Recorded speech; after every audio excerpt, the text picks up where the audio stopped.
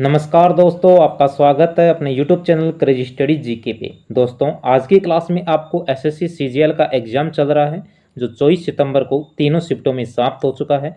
दोस्तों, तीनों शिफ्टों में पूछे गए जीके जीएस करंट अफेयर से रिलेटेड जितने भी संभावित क्वेश्चन हैं सभी का आज इस क्लास में डिस्कस करेंगे। जिन दोस्तों का पेपर 25 और 26 को है वह दोस्त इस वीडियो को कंप्लीट ज़रूर देखें जिससे उनके एग्ज़ाम में हेल्प मिल सके। तो चलो दोस्तों स्टार्ट करते हैं। फर्स्ट क्वेश्चन है, थर्ड शिफ्ट से स्टार्ट करते हैं दोस्तों। कुचिपुड़ी किस स्थान का प्रसिद्ध नृत्य है? तो यह आंध्र प्रदेश का है। कुचिपुड़ी आंध्र प्रदेश का एक शास्त्रीय नृत्य है। कुचिपुड़ी आंध्र प्रदेश के कुशलावपुरी गांव से निकला है। विजयनगर गोलकांडा शासकों ने नृत्य कला का संरक्षण किया था। जो भारतीय शास्त्रीय नृत्य हैं दोस्तों, इससे संबंधित प्रत्येक शिफ्ट में क्वेश्चन पूछा जा रहा है। भारत की जो शास्त्रीय नृत्य में कौन कौन से हैं? भरतनाट्यम है, तमिलनाडु का है। कुचिपुड़ी आंध्र प्रदेश का है। कथकली केरल का है। कथक ये उत्तर प्रदेश का है दोस्तों, उत्तर प्रदेश या ये जो उत्तर भारत है उसका है। ओडिसी ओडिशा का है। शास्त्रीय नृत्य या असम का है सत्रिया। मणिपुरी ये मणिपुर का है। और मोहिनीअट्टम ये केरल का शास्त्रीय नृत्य है। ये 8 कुल शास्त्रीय नृत्य हैं दोस्तों। अगला क्वेश्चन है, 1973 में संगीत नाटक अकादमी पुरस्कार से सम्मानित किया गया था, वह निम्नलिखित में से किस संगीत घराने से संबंधित थी? तो किराना घराने से संबंधित थी। किराना घराना उत्तर प्रदेश में शामली जिले के एक कस्बे और तहसील यानी किराना या किराना से प्राप्त संगीत के इस घराने का नाम पड़ा है दोस्तों। अगला क्वेश्चन है, आईपीएल 2023 का फाइनल मैच किस स्टेडियम में खेला गया था? तो नरेंद्र मोदी स्टेडियम जो अहमदाबाद में स्थित है इसमें खेला गया था। इंडियन प्रीमियर लीग 2023 का समापन चेन्नई सुपर किंग्स के साथ अहमदाबाद में के नरेंद्र मोदी स्टेडियम में गत चैंपियन गुजरात टाइटंस को हराकर ट्रॉफी उठाने के साथ हुआ है। इंडियन प्रीमियर लीग 2023 भारतीय क्रिकेट कंट्रोल बोर्ड बीसीसीआई द्वारा स्थापित पेशेवर T20 क्रिकेट लीग का ये 16वां संस्करण था दोस्तों। अगला क्वेश्चन है, वन अमोंग यू पुस्तक किसने लिखी है? तो वन अमोंग यू पुस्तक है M.K. स्टालिन ने लिखी है। यह पुस्तक उनकी आत्मकथा का पहला खंड है जिसमें उनके जीवन के प्रारंभिक 23 वर्ष 1953 से 76 का जो वर्णन दिया गया है इस पहला खंड में जो वन अमोंग यंग पुस्तक है। अगला क्वेश्चन है, चोरी चारा की घटना के बाद महात्मा गांधी ने कौन सा आंदोलन वापस लिया था? तो असहयोग आंदोलन वापस लिया था। चोरा चोरी की घटना के बाद महात्मा गांधी ने 12 फरवरी 1922 को असहयोग आंदोलन वापस लिया था। 4 फरवरी जो 1922 को उत्तर प्रदेश के गोरखपुर जिले के चोरा चोरी में एक झड़प हुई थी। इस झड़प में पुलिस ने असहयोग आंदोलन में शामिल प्रदर्शनकारियों पर गोलीबारी की। जवाबी कार्रवाई में प्रदर्शनकारियों ने एक पुलिस स्टेशन पर हमला किया, उसे आग लगा दी। इस घटना में 22 पुलिसकर्मियों और 3 नागरिकों की मौत हो गई थी जिससे गांधी जी ने असहयोग आंदोलन वापस लिया था। अगला क्वेश्चन है, उदारीकरण किस औद्योगिक नीति में पेश किया गया था? तो 1991 में पेश किया गया था। वर्ष 1991 में भारत में भुगतान संतुलन संकट था जिसके कारण इसने IMF से कुछ शर्तों पर ऋण लिया जिससे भारत में आर्थिक सुधार हुए। इनसे भारत में उदारीकरण, निजीकरण और वैश्वीकरण LPG का मार्ग प्रशस्त किया गया। अगला क्वेश्चन है, राष्ट्रीय आय में GNP का सूत्र क्या है? तो GNP का सूत्र होता है GDP प्लस विदेश में फर्मों या नागरिकों द्वारा अर्जित आय माइनस विदेशी फर्मों या नागरिकों द्वारा अर्जित आय है जो GNP का सूत्र होता है। अगला क्वेश्चन है, IGOT integrated government online trading किससे संबंधित है? तो कोविड-19 से संबंधित है। IGOT प्लेटफॉर्म कोविड-19 महामारी के दौरान अग्रिम पंक्ति के कार्यकर्ताओं के प्रशिक्षण के लिए शुरू किया गया था। इसका उद्देश्य चिकित्सकों, नर्सों, अर्ध चिकित्सा कर्मियों, तकनीशियनों, अन्य स्वास्थ्य कार्यकर्ताओं को कोविड-19 के प्रबंधन के लिए आवश्यक कौशल और ज्ञान प्रदान करना था। अगला क्वेश्चन है, भारतीय संसद से संबंधित अनुच्छेद कहां से कहां तक है? तो भारतीय संसद है उससे अनुच्छेद है वो अनुच्छेद 79 से 122 के मध्य भारतीय संसद से संबंधित अनुच्छेद है। भारतीय संविधान के अनुसार संसद के 3 अंग हैं, राष्ट्रपति, लोकसभा और राज्यसभा। संविधान के 5वें भाग के अंतर्गत अनुच्छेद 79 से 122 में संसद के गठन, संरचना, अवधि, अधिकारियों, प्रक्रिया, विशेषाधिकार और शक्तियों के बारे में बताया गया है। अगला क्वेश्चन है, स्विस ओपन बैडमिंटन 2022 विजेता कौन है? तो पीवी सिंधु है। Swiss open badminton 2022 PV Sindhu ने बुसानन ओगबाम रुगफान को हराकर जीता था। विमेन्स सिंगल खिताब पीवी सिंधु ने फाइनल में थाईलैंड की जो बुसानन ओगबाम रुगफान को हराकर विमेन्स सिंगल का खिताब अपने नाम किया था। अगला क्वेश्चन है, 2011 की जनगणना के अनुसार भारत की वार्षिक जनसंख्या वृद्धि दर तो 1.64% थी।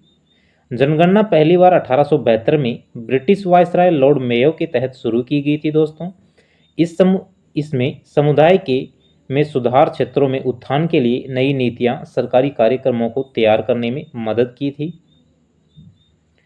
और जो भारत में पहली बार समकालिक जनगणना यानी जो विधिवत जनगणना है वह 1881 में हुई थी और 1901 में यह हर दशक के बाद हो रही है। 2011 की जनगणना 15वीं जनगणना है, स्वतंत्रता के बाद 7वीं जनगणना है। 2011 की जनगणना का नारा था, हमारी जनगणना हमारा भविष्य। वेरी वेरी इंपॉर्टेंट है दोस्तों, याद रखना, जनगणना का नारा हमारी जनगणना हमारा भविष्य है। भारत की जब कुल जनसंख्या है वो दोस्तों 121 करोड़ है 2011 की जनगणना के अनुसार। लिंगानुपात है वो 1000 पुरुषों पर प्रति 943 महिलाएं हैं। घनत्व है 382 व्यक्ति प्रति वर्ग किलोमीटर है। देश की जो कुल साक्षरता दर है वह 74.04% है। उच्चतम साक्षरता केरल की है दोस्तों 94%। सबसे कम साक्षरता दर है बिहार की है 61.8% है। उच्चतम महिला साक्षरता केरल की है 92.1% है और सबसे कम महिला साक्षरता बिहार की है 51.5%। अगला क्वेश्चन है, निम्नलिखित में से कौन सा शासक गुर्जर प्रतिहार वंश से संबंधित नहीं है? कौन सा शासक था गुर्जर प्रतिहार से संबंधित नहीं है? तो गुर्जर प्रतिहार से संबंधित जो शासक हैं वो हरिश्चंद्र है, गुर्जर प्रतिहार वंश के संस्थापक हैं। वत्सराज है जो पाल वंश के राजा धर्मपाल से कन्नौज पर कब्जा कर लिया था। नागभट्ट सेकंड है, इन्होंने 1815 ईस्वी में सोमनाथ मंदिर के पुनर्निर्माण के लिए जाना जाता है। मिहिर भोज है, उन्होंने आदिवरा की उपाधि धारण की। ग्वालियर में तेली मंदिर का निर्माण किया। मिहिर भोज प्रतिहार वंश का सबसे महान शासक था। महेंद्रपाल फर्स्ट है, मिहिर भोज का प्रथम पुत्र था। राजा राज सेकंड है, इस वंश का जो अंतिम राजा है वो यशपाल था दोस्तों। अगला क्वेश्चन है, शिक्षक दिवस किसके जन्मदिवस के उपलक्ष्य में मनाया जाता है? तो डॉक्टर एस राधाकृष्णन के जन्मदिवस पर मनाया जाता है। भारत में शिक्षक दिवस 5 सितंबर को डॉक्टर सर्वपल्ली राधाकृष्णन की जयंती के उपलक्ष्य में मनाया जाता है। वह भारत के पहले उपराष्ट्रपति और भारत के दूसरे राष्ट्रपति और दिल से शिक्षाविद थे। 2020 में शिक्षक दिवस का विषय है वो शिक्षक संकट में अग्रणी, भविष्य की फिर से कल्पना करना इसकी थीम थी। विश्व स्तर पर शिक्षक दिवस 5 अक्टूबर को मनाया जाता है और भारत में इसे 1962 से 5 सितंबर को मनाया जाता है। अगला क्वेश्चन है, ये सेकंड शिफ्ट के क्वेश्चन है दोस्तों। 1912 ईस्वी में बिहार में भारतीय राष्ट्रीय कांग्रेस का अधिवेशन कहाँ हुआ था? तो ये पटना में हुआ था। भारतीय राष्ट्रीय कांग्रेस का 27वां अधिवेशन 1912 में पटना के निकट बांकीपुर में आयोजित किया गया था। इस अधिवेशन की अध्यक्षता श्री रघुनाथ नरसिंह मुधोलकर ने की थी। अगला क्वेश्चन है, मुगल बादशाह बाबर का वास्तविक नाम क्या है? तो जरूद्दीन मोहम्मद बाबर इनका वास्तविक नाम है। बाबर है भारत में मुगल साम्राज्य का संस्थापक था। वह तैमूर और चंगेज खां का वंशज था। 1494 ईस्वी में 11 वर्ष की आयु में बाबर अपने पिता उमर शेख मिर्जा के स्थान पर फरगना, जो वर्तमान में उज्बेकिस्तान का है, शासक बना था। भारत के अंदर सर्वप्रथम जब 1526 में पानीपत का प्रथम युद्ध हुआ था, जब बाबर ने भारत में जो मुगल वंश है उसकी नींव डाली थी। तो इब्राहिम लोदी को हराकर दिल्ली पे राज किया था। अगला क्वेश्चन है, भारत के नियंत्रक और महालेखा परीक्षक सीएजी की स्थापना किस अनुच्छेद द्वारा की गई है? तो अनुच्छेद 148 के तहत 7 अगस्त 2020 को गिरीश चंद्र मुर्मू को भारत का नया नियंत्रक और महालेखा परीक्षक नियुक्त किया गया है। इससे पहले वे जम्मू और कश्मीर केंद्र शासित प्रदेश के उपराज्यपाल थे। उनसे पहले राजीव महर्षि ने 25 सितंबर 2017 को सीएजी का पद संभाला था।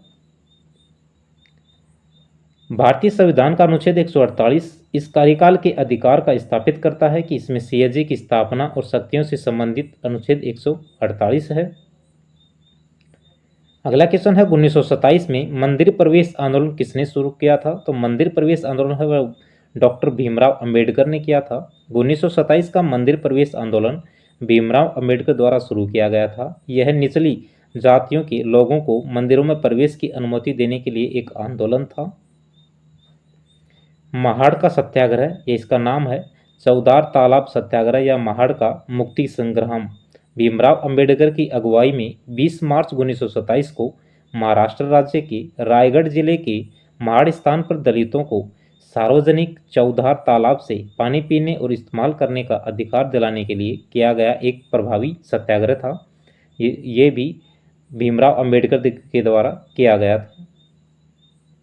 अगला क्वेश्चन पूछा गया था, उत्तर भारत में सबसे ज़्यादा ठंड किस महीने में पड़ती है? तो उत्तर भारत में सर्दियों के मौसम में दिसंबर और जनवरी सबसे ज़्यादा ठंडे महीने होते हैं।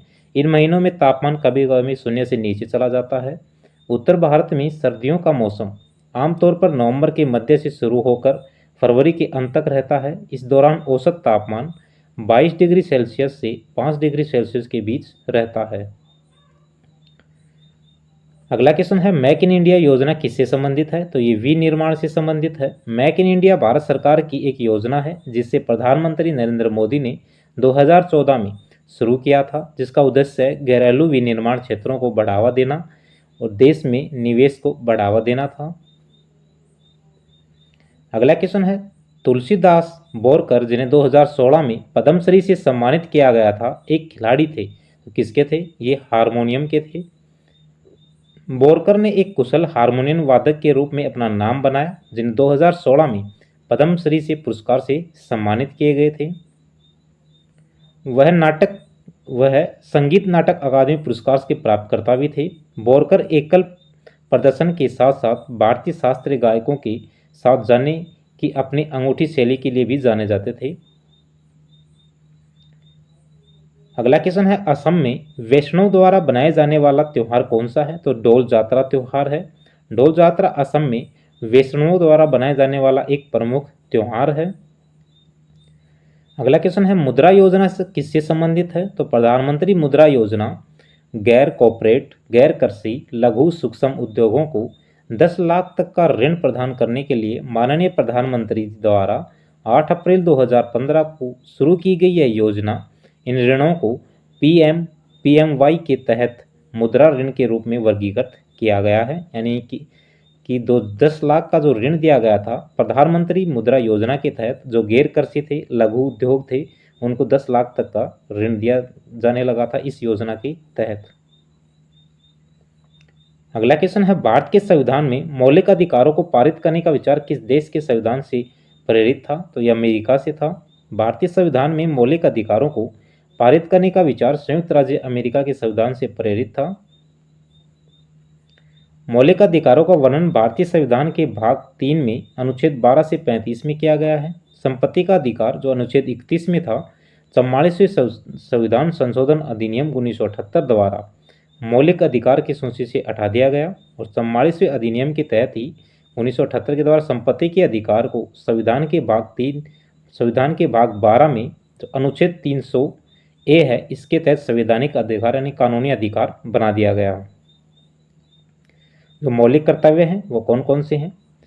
समानता का अधिकार है, अनुच्छेद 14 से 18 है। स्वतंत्रता का अधिकार अनुच्छेद 19 से 22 है। शोषण के विरुद्ध अधिकार अनुच्छेद 23 और 24 है। धर्म की स्वतंत्रता का अधिकार अनुच्छेद 25 से 28 है। सांस्कृतिक और शैक्षणिक अधिकार अनुच्छेद 29 और 30 है। संवैधानिक उपचारों का अधिकार अनुच्छेद 32 है। अगला क्वेश्चन है, दक्षिण अंटार्कटिका को कौन सा महासागर घेरता है? तो दक्षिणी महासागर घेरता है। दक्षिणी ध्रुव के चारों ओर दक्षिणी महासागर यानी साउथ ईस्ट ओशियन फैला हुआ है। इसे कभी कभी अंटार्कटिक महासागर भी कहा जाता है। यह महासागर अंटार्कटिक महाद्वीप को घेरता है और 60 डिग्री दक्षिणी अक्षांश के नीचे स्थित है। अगला क्वेश्चन है, निम्नलिखित में से किस ओडिसी नर्तक को 2000 में पद्म विभूषण से सम्मानित किया गया था? तो केलुचरण महापात्रा को सम्मानित किया गया था 2000 में पद्म विभूषण से। वर्ष 2000 में प्रसिद्ध ओडिसी नर्तक गुरु केलुचरण महापात्रा को भारत के सर्वोच्च नागरिक पुरस्कारों में से एक पद्म विभूषण से सम्मानित किया गया था। केलुचरण महापात्र ने ओडिसी नृत्य के क्षेत्र में महत्वपूर्ण योगदान दिया। उन्हें कला के प्रति उत्कृष्ट उपलब्धियों और समर्पण के लिए सम्मानित किया गया था। कुछ अन्य जो पुरस्कार हैं उनके पद्मश्री है 1972 में दिया गया था, संगीत नाटक अकादमी पुरस्कार 1966 में, कालिदास सम्मान 1981 में, पद्म भूषण 1989 में, केंद्रीय संगीत नाटक अकादमी फेलोशिप 1998 में भी सम्मानित किए गए थे। अगला क्वेश्चन है, हाल ही में खबरों में रही संकल्प गुप्ता किस खेल से जुड़े हैं? तो संकल्प गुप्ता हैं वो शतरंज से जुड़े हुए हैं।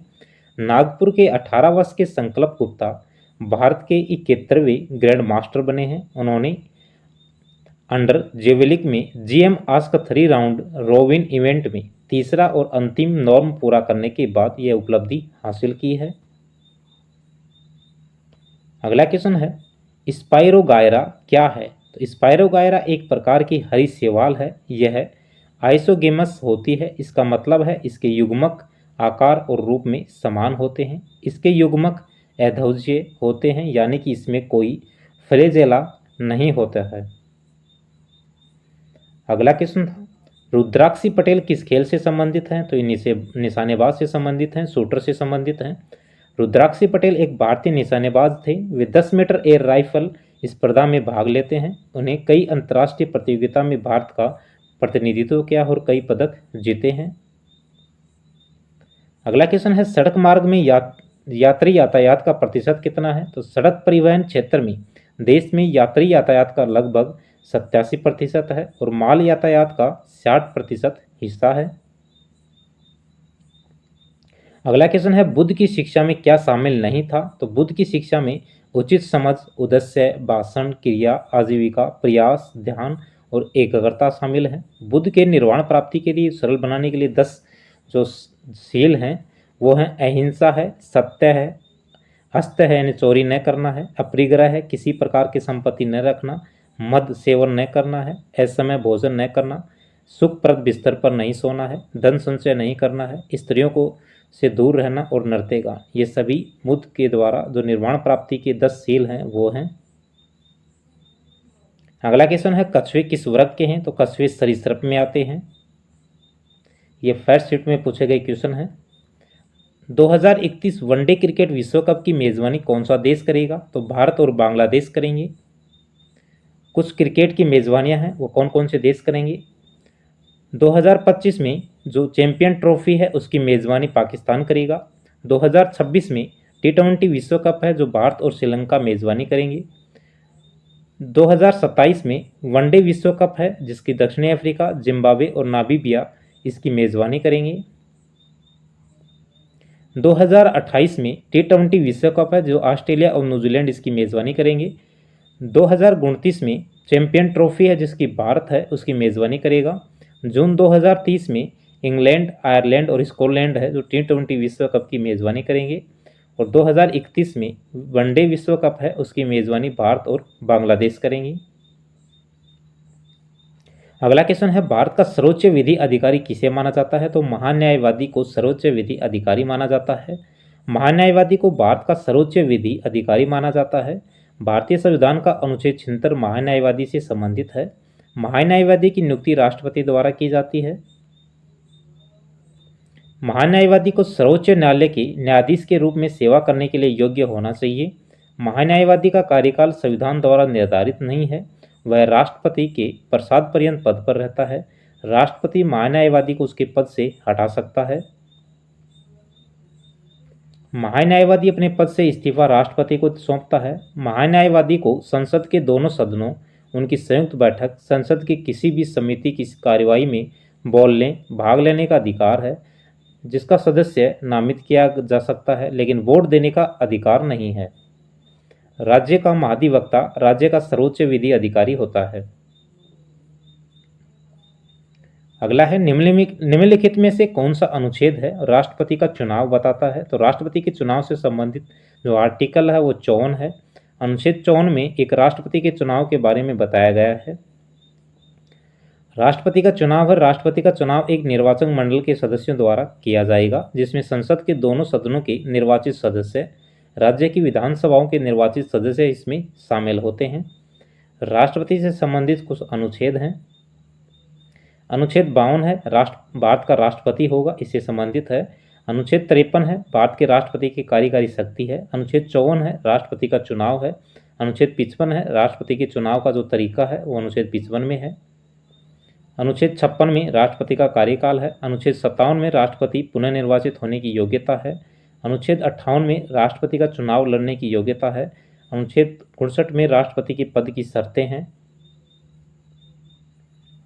अनुच्छेद 60 में राष्ट्रपति का द्वारा शपथ और प्रतिज्ञान है।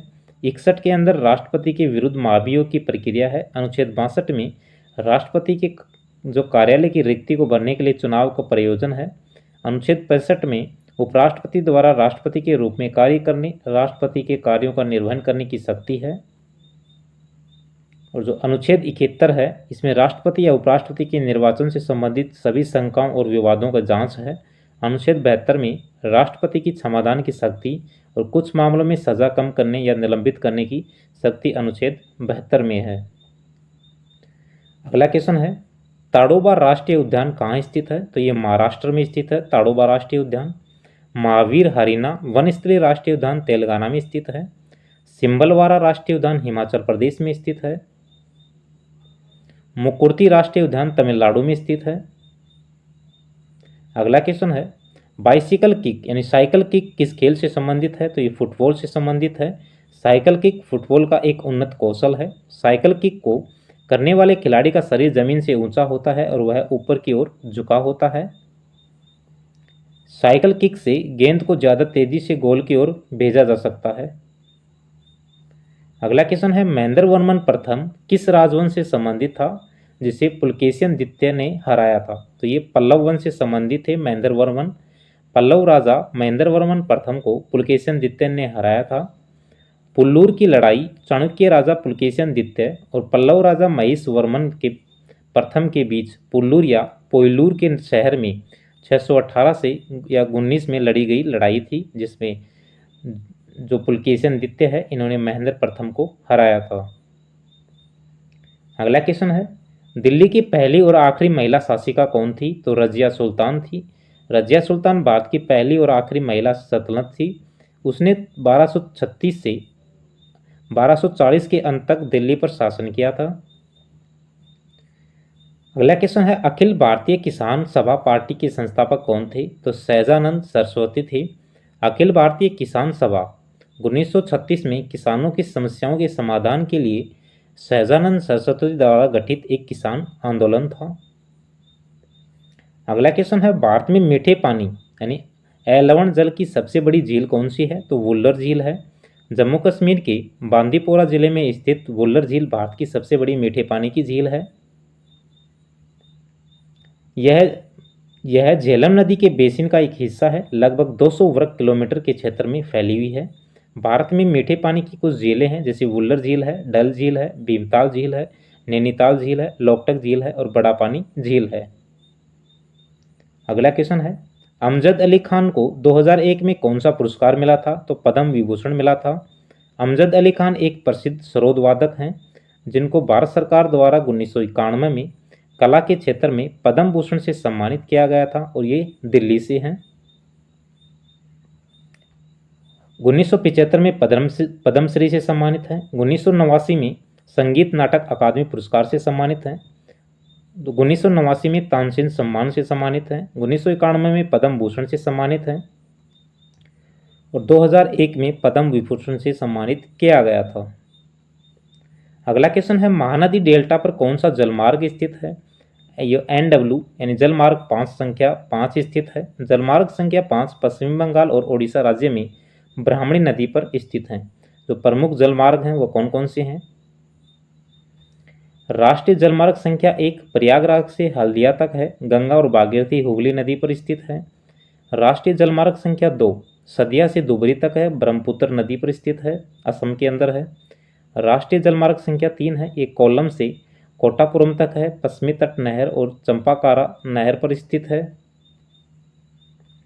जलमार्ग संख्या 4 है, राष्ट्रीय जलमार्ग संख्या 4 जो काकीनाड़ से पुडुचेरी तक है, बंकिम नहर पर स्थित है। राष्ट्रीय जलमार्ग संख्या 5 है जो तलचर से घामरा तक है, ब्राह्मणी नदी पर स्थित है। अगला क्वेश्चन है, दूध से दही जमना कैसा परिवर्तन है? तो ये रासायनिक परिवर्तन है। रासायनिक परिवर्तन के दौरान अभिकारक यानी मूल पदार्थ के अणु उत्पादकों के अणुओं का निर्माण करते हैं, जो ऐसे पदार्थ होते हैं जो नए पदार्थ बनाने के लिए रासायनिक परिवर्तन से गुजरते हैं। ये आमतौर पर अपरिवर्तनीय होते हैं और जो भौतिक परिवर्तन होते हैं वो होते हैं परिवर्तनीय होते हैं, वो उन्हें परिवर्तित किया जा सकता है। इनके उदाहरण के लिए एलपीजी है, पेट्रोल है जैसे ईंधन का जलाना है, दूध का फटना है, लोहे में जंग लगना है आदि हैं, ये रासायनिक परिवर्तन के उदाहरण हैं। अगला क्वेश्चन है, निम्नलिखित में से कौन सा त्यौहार असम में मकर संक्रांति के दिन मनाया जाता है? तो माघ बिहू असम में मकर संक्रांति के दिन मनाया जाने वाला त्यौहार है। इसे भोगाली बिहू के नाम से भी जाना जाता है। असम में साल में 3 बिहू मनाए जाते हैं। वोहांग या रोंगाली बिहू जो अप्रैल में मनाया जाता है, कटी बिहू या कोंगाली बिहू जो अक्टूबर में मनाया जाता है, और माघ बिहू है जो जनवरी के दौरान मनाया जाता है मकर संक्रांति के दिन। अगला क्वेश्चन है, लाल शैवाल किस प्रकार से प्रजनन कर सकते हैं? तो लाल शैवाल है वानस्पतिक, अलैंगिक या लैंगिक माध्यम से प्रजनन कर सकते हैं। अगला क्वेश्चन है, भारत में स्थानीय स्वशासन का जनक किसे का माना जाता है? तो लॉर्ड रिपन को माना जाता है, क्योंकि उन्होंने स्थानीय स्वशासन का एक प्रस्ताव पारित किया जिसने 1882 में भारत में नगरपालिका शासन के लोकतांत्रिक रूपों को निर्धारित किया था। Wisden cricket of the year 2022 किसने मिला है? तो रोहित शर्मा और जसप्रीत बुमराह को मिला है। तो दोस्तों, आज की क्लास में आपको जितने भी 24 सितंबर को सभी शिफ्टों में पूछे गए जीके जीएस और करंट अफेयर्स से रिलेटेड क्वेश्चन करवा दिए गए हैं। दोस्तों, ये क्लास आपको कैसे लगी? क्लास को लाइक करना, अपने दोस्तों में शेयर करना। अगर आप चैनल पर नए हो तो प्लीज़ चैनल को सब्सक्राइब करना।